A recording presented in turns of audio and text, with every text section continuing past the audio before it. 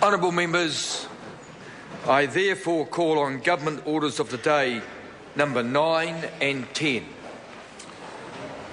Ngati, Haua, Claims Settlement Bill, first reading. Ngati, Koroki, Kahukura, Claims Settlement Bill, first reading. I call the Honourable Minister, Dr. Peter Sharples. Tēnā koe, Doctor. Tēnā koe. I move that the Ngati Haua Claims Settlement Bill and the Ngati Koroki Kahukura Claims Settlement Bill be now read a first time. I nominate the Māori Affairs Committee to consider these bills. Nā reira, tēnā koutou, koutou ko halamanei te whare mati tēnei rā, te wā I pānui hia, ngā kōrero tuatahi mō te kremi I mui I te whare I tēnei wā. Nā reira, tēnā koutou katoa, kai ngā rangatira, I ki te koutou I atāri ana I konei, engari, ko kranga hia ke te minita, ki te tahi atu hui I tēnei haora tonu. Nā reira, ko pānei kia hau, te honore, kia pānui hia ana kōrero a kia kōtau I te atanei. Nā reira, tēnā koutou katoa. Unfortunately, Minister Turia had to leave at the moment, so I have the honour of reading her paper to you today on this claim. And in doing so, I acknowledge the most distinguished manuhiri who have come to this house today, as is keeping with the sacred relationship that both Ngati Haua and Ngati Koroki Kahukura uphold for the Waikato River.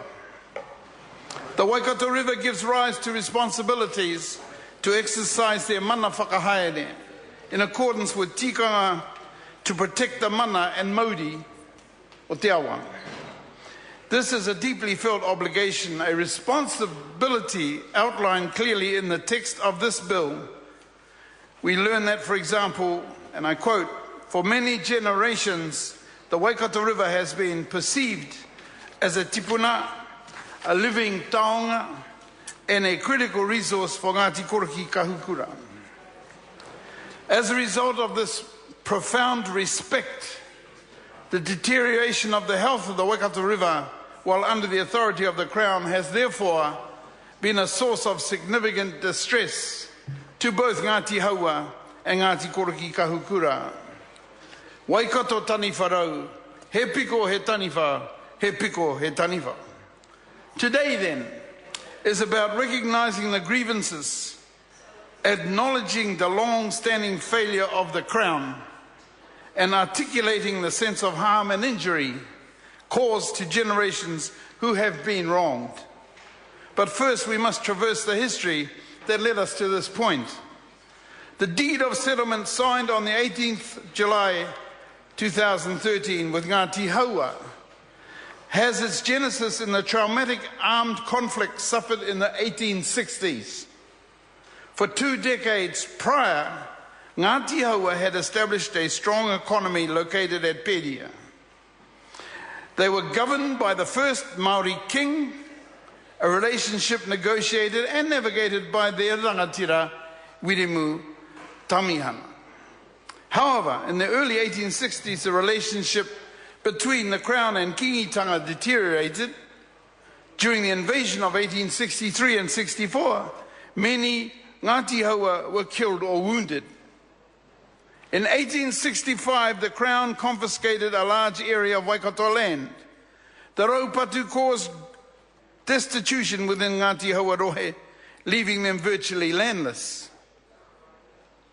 In May of that year, Tamihana laid his taiaha at the feet of the British office and signed Te Maungarongo, the Covenant of Peace.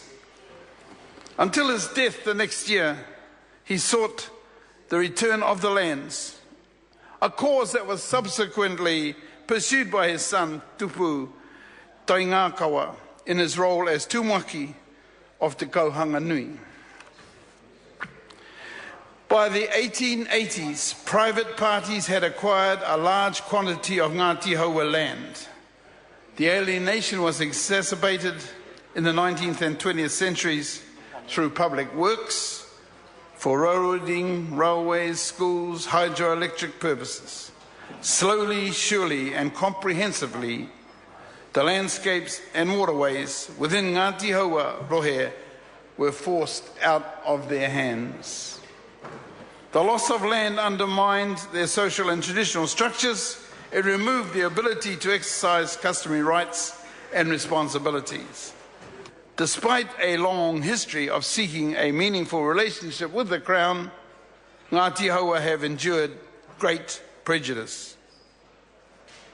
Today, with this legislation, we mark a new chapter, a new relationship with the Crown based on respect for the mana and rangatiratanga of Ngati Haua and its leaders.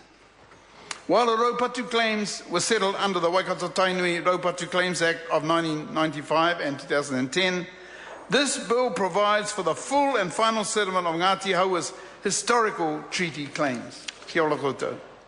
There is substantial cultural redress package, including the vesting of 8 sites of cultural and historical significance, the administration and provision for the vesting of the Waharoa Aerodrome, the vesting and gifting back of Te Tāpui Scenic Reserve, provision for the conservation relationship, provision for a taonga tūturu protocol, and amongst all other elements, extension of the co-management instruments for the Waikato River.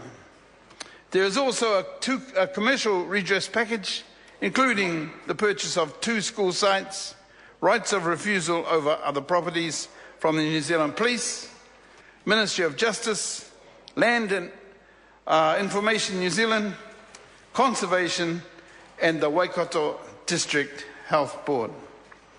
But perhaps of all the acknowledgements made, by far the most profound may come in the way of words. And so today we pay tribute to all those who descend from the eponymous ancestor Haua, Ngati Te Oro, Ngati Were Were, Ngati Wainganui, Ngati Te Rangi Taupi, and Ngati Rangi Tāwhaki. We commend to you the apology from the Crown, which recognises that the burden of pursuing justice has been the work of generations of Ngati Haua. Tēnā koutou e kaha nei ki te noho tahi I te minute nei, whinasin whiri te kaupapa te huarahi e pai ana mō koutou kia tai ki tēnei wā. Nā reira ngā mihi nui kia koutou. Mr. Speaker, this morning we also take time to recognise the journey that Ngati, Koroki, Kahukura have travelled, and in particular, the failure of the Crown to protect their traditional tribal structures and to respect and to provide for their unique relationship with Maunga Tautari and Waikato rivers. The circumstances around the settlement for Ngati Koroki, Kahukura, date back to early 1840, wherein the people were enjoying the profits of economic prosperity associated with successful trading ventures with Europeans. By the end of those 2 decades, however, with tensions rising, Ngati Koroki Kahukura decided to place their lands under the protection of the Māori king to safeguard their lands from alienation. Peace, however, was short-lived. In 1863, war broke out, resulting in the deaths of some of Ngati Koroki Kahukura and the capture of others, including their esteemed rangatira, Te Oriori. Despite their preferences for peace, Ngati Koroki Kahukura were named as rebels and for that status had much of their land confiscated. Maunga Tautari was their tipuna, the ancestral mountain, central to their identity, yet the land in and around the Maunga became victim to Crown-imposed tenure reform. The bitter consequences of confiscation and land alienation forced Ngati Koroki Kahukura into more than 50 native land court hearings before 1901. The adverse impacts of invasion by others in their rohe were many.